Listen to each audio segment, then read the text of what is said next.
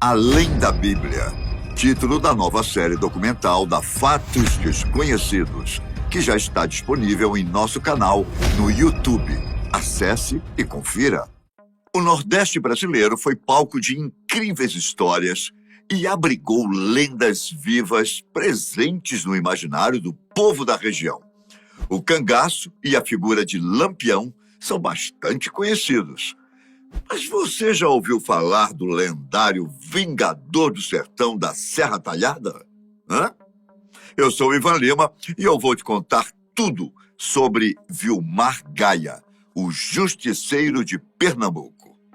As informações apresentadas aqui foram retiradas de uma densa pesquisa feita pelo autor e pesquisador da história do Nordeste, Rostam Medeiros.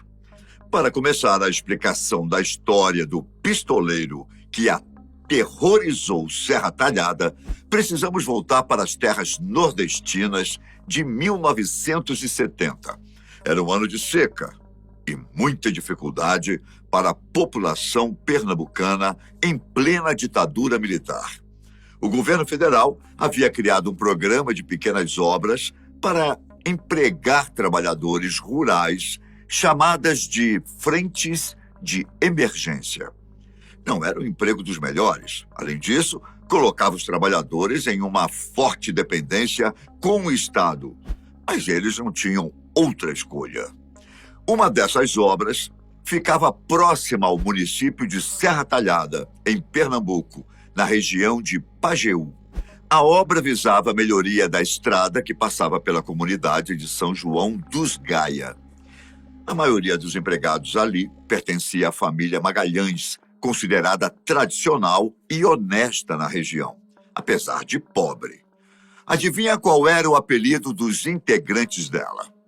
Eles eram chamados de Família Gaia, ou os Gaia mesmo. É difícil explicar a origem do nome, porém, dizem que é por serem descendentes de portugueses, que eram do município lusitano de Vila Nova de Gaia. No dia do pagamento, o funcionário responsável era escoltado por 2 policiais, Adalberto Clementino e Alberto Cipriano. Na hora de entregar o reduzido salário, o funcionário acabou se desentendendo com Edmundo Gaia, considerado líder da família e dos trabalhadores. O soldado Adalberto foi, então, realizar a revista de Edmundo, com o intuito de prendê-lo caso ele tivesse uma arma de fogo. Foi aí que as coisas começaram a esquentar. O policial empurrou de propósito Edmundo durante a revista e o trabalhador revidou. Como resultado, o soldado Adalberto ficou ainda mais nervoso e desferiu um forte soco no rosto de Edmundo.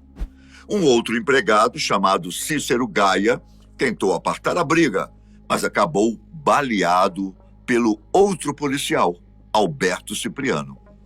A partir daí, começou uma intensa briga com um tiroteio. Mesmo que os Gaia estivessem apenas com facões, conseguiram matar os 2 policiais. Logo após tombarem os soldados, os trabalhadores fugiram do local e simplesmente sumiram.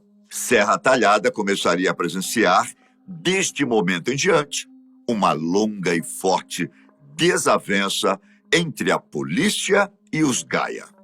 Claro que a polícia queria descobrir o paradeiro dos foragidos, por isso foram atrás de seus familiares.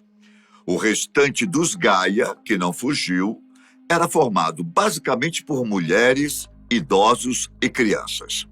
Mesmo assim, os soldados não tiveram dó e faziam de tudo, até tortura e espancamento, para descobrir onde estavam os sumidos.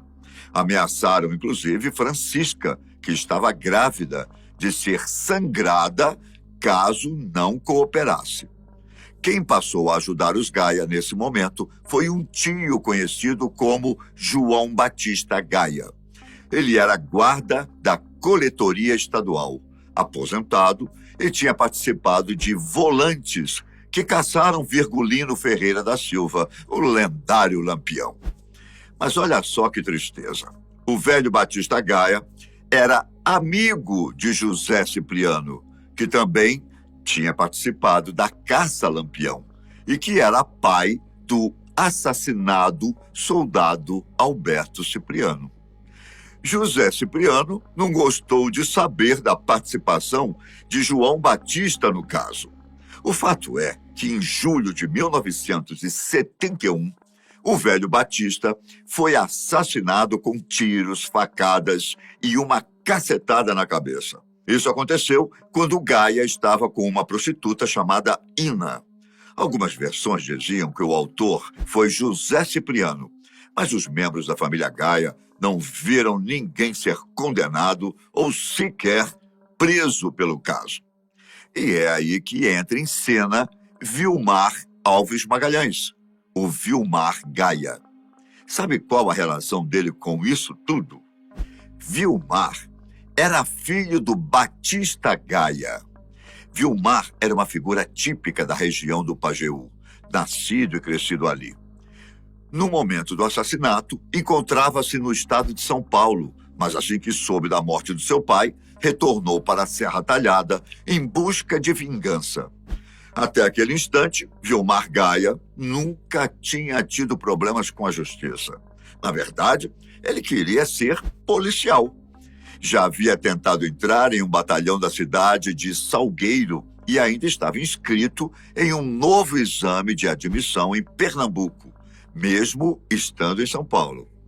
Porém, a demora na resolução do caso o deixou irado e o fez chegar à seguinte conclusão: faria justiça com as próprias mãos. Primeiro, Vilmar Gaia teria descoberto a participação dos soldados Natalício Nunes Nogueira e Luiz Gonzaga Mendes, e que a guarda destes era feita pela família Ferraz. Outra versão aponta que a prostituta Ina havia traído Batista Gaia por dinheiro, mas tinha se arrependido e contado tudo para Vilmar. Bem, 1 ano e meio depois do crime, ele conseguiu atingir seu primeiro alvo. Gaia matou com um tiro na testa Arnaldo Cipriano, outro filho do velho José Cipriano. Vilmar Gaia nunca chegou a negar o próprio crime e dizia que faria de novo se tivesse a chance. Abre aspas para o justiceiro: se Arnaldo Cipriano fosse vivo, eu o mataria novamente. Ele foi um dos assassinos de papai e eu o escolhi para mandá-lo para o inferno em primeiro lugar.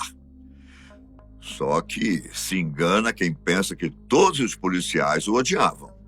Muitos até gostavam dele e o protegiam, o que gerava uma grande desavença pelo município de Serra Talhada.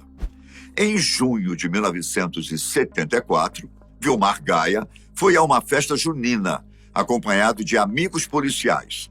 Lá, começou a dançar com uma certa moça, e por algum motivo, aquilo gerou grande indignação do pessoal do local.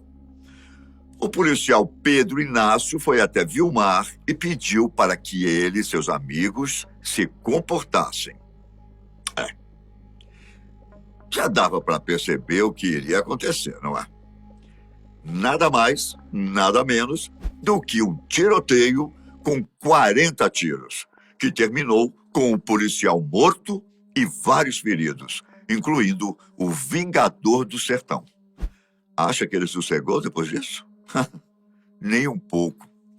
3 meses depois, mesmo respondendo ao processo da morte de Pedro Inácio, Vilmar estava livre, andando pelo povoado de Santa Rita. Foi quando bateu seu carro com o veículo do primo, Antônio Augusto Batista.